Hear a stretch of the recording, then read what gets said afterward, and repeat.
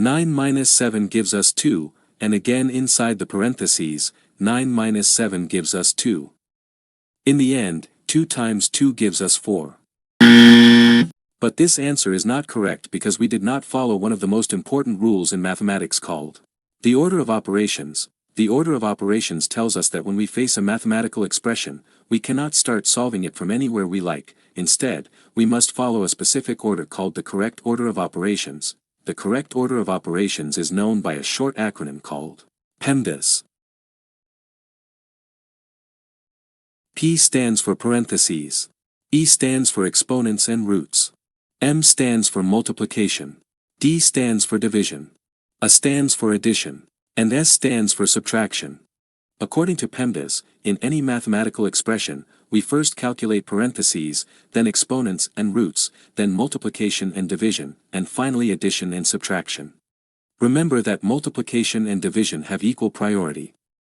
In any expression that has both multiplication and division, we move from left to right and perform whichever we reach first. This rule also applies to addition and subtraction. Now, with these explanations, let's solve the question from the beginning of the video.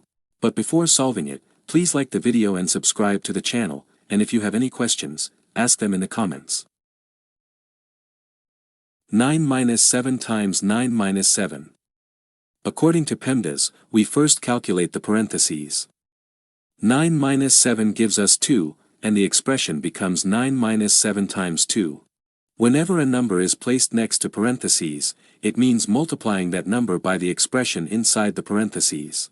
According to PEMDAS, multiplication has a higher priority than subtraction, so we first calculate 7 times 2, which becomes 14, and in the end we calculate 9 minus 14, which becomes minus 5. Thank you for watching this video.